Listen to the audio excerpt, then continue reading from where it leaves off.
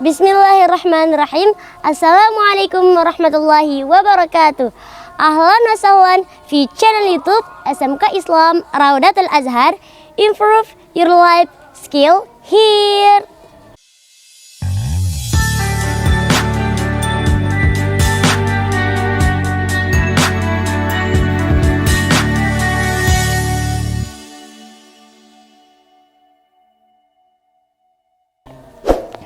Baik teman-teman, alhamdulillahirrabbilalamin, wassalatu wassalamu ala asrafil anbiya'i wal mursalin wa ala alihi wa sahbihi ajma'in, amma ba'd.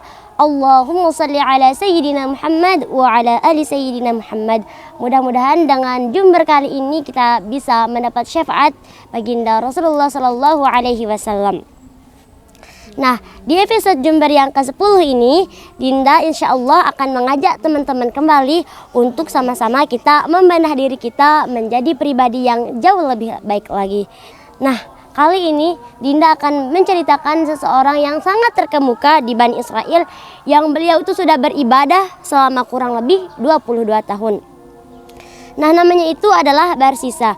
Jadi si Barsisa itu melakukan ibadah selama 225 tahun.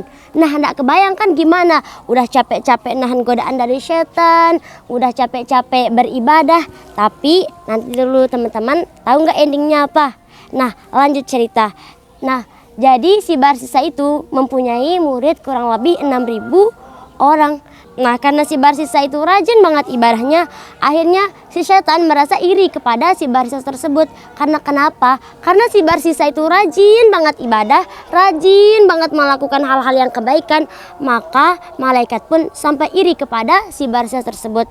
Sehingga malaikat bilang kayak gini, ya Allah, itu si Barsisa kalau ibadah keren banget, kayak gitulah. Terus Allah Subhanahu wa taala pun menyatakan kepada malaikat bahwa aku lebih tahu daripada kalian, dan dalam sepengetahuanku bahwa si Barsisa ini akan mati dalam keadaan kafir.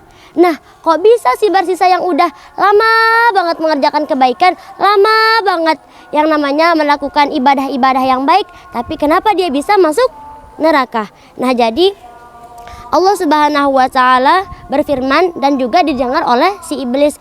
Jadi si iblis itu pun kemudian menyamar sebagai seorang abid, atau istilahnya menyamar sebagai orang yang paham agama, dan juga pergi ke tempat tinggalnya si Barsisa tersebut.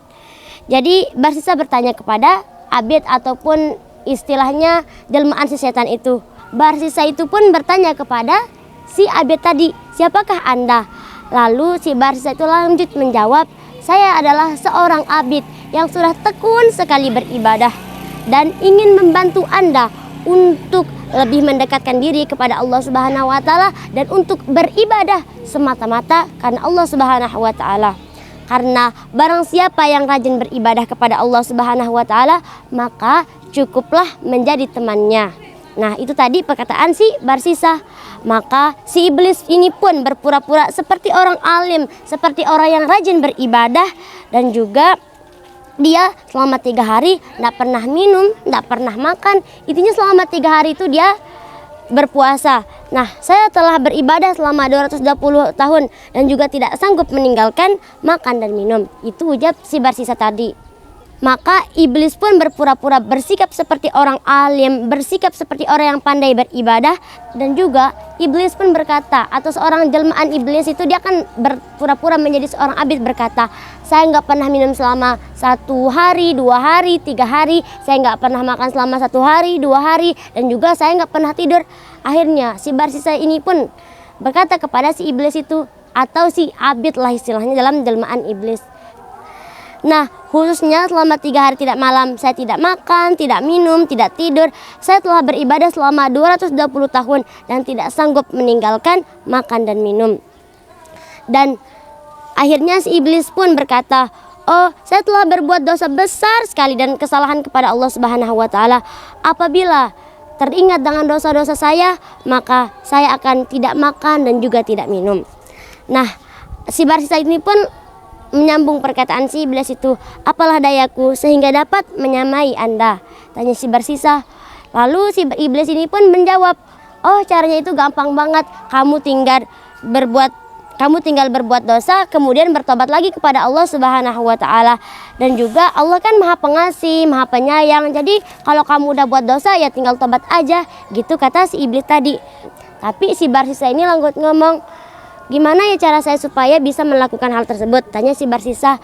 Dan juga iblis ini pun menjawab, kamu cukup dengan cara berzina.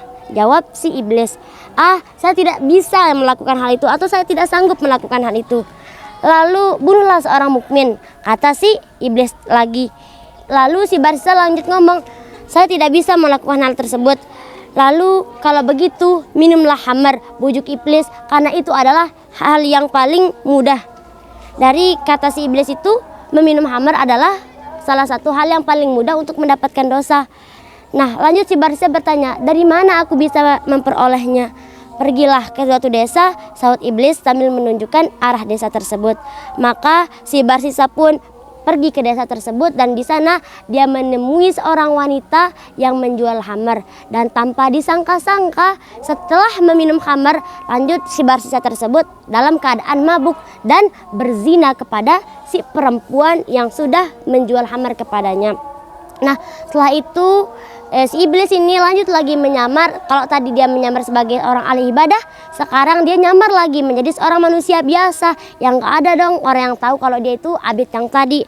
Lanjut di sini si iblis tadi yang menyamar sebagai orang biasa itu mengadukan perbuatan si Barsisa ini kepada masyarakat setempat, dan pada akhirnya masyarakat tahu dan juga mencambuk dan juga menghukum si Barsisa tersebut sesuai dengan hukum Islam. Dan tidak hanya itu teman-teman, karena si istri sudah mempunyai suami, maka hukuman yang diberikan kepada si Barsisa itu lebih berat lagi, dengan cara si Barsisa ini akhirnya disalib. Dan singkat cerita teman-teman, setelah si Barsisa itu tersalib, datanglah kembali iblis dan menyapa si Barsisa, wahai sahabatku. Iblis bilang, nah juga iblis berkata, supaya kalau kamu ingin Allah Subhanahu wa taala mencabut semua pahalanya dan ia mati dalam keadaan kafir atau su'ul khatimah. Nah, mungkin hanya ini dulu teman-teman. Nah, dari kisah tersebut kita bisa mengambil banyak sekali pelajaran tentang bagaimana cara kita menyikapi orang-orang yang ada di sekitar kita. Belum tentu orang yang baik sekarang bisa mati dalam keadaan yang husnul khotimah, ataupun sebaliknya, bisa jadi dia sekarang seorang pemabuk, seorang pezina, seorang yang tidak peduli akan hal agama, tapi nanti di endingnya dia bisa menjadi orang yang sangat baik, malahan dia akan menjadi penghuni surga. Nah, dari sini kita bisa mengambil hikmah lagi teman-teman, bahwasanya ayolah kita sama-sama memperingati teman-teman kita, para sahabat kita, tetangga kita, keluarga kita, intinya semua orang yang ada di sekitar kita, untuk kita sama-sama berubah. Dan ingat, Allah Subhanahu wa taala pun akan mengampuni dosa hambanya yang bertaubat walaupun dosanya itu sebanyak buih di lautan. Jadi kalau teman-teman merasa banyak dosa, segera bertaubat. Kalau teman-teman merasa banyak sekali yang teman-teman udah buat di masa lalu teman-teman, maka segeralah kembali kepada Allah, karena sebaik-baik tempat kembali ialah Allah Subhanahu wa taala. Mungkin hanya ini dulu teman-teman, mudah-mudahan bermanfaat bagi teman-teman semua. Dinda tutup dengan sebuah kata-kata motivasi, yaitu kebahagiaan ada bersama ketaatan dan juga kesengsaraan bersama ada dalam kemaksiatan.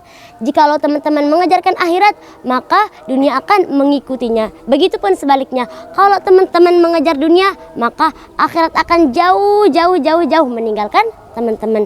Mungkin hanya ini dulu. Wabillahi taufiq wal hidayah, waridwana wal inayah. Assalamualaikum warahmatullahi wabarakatuh.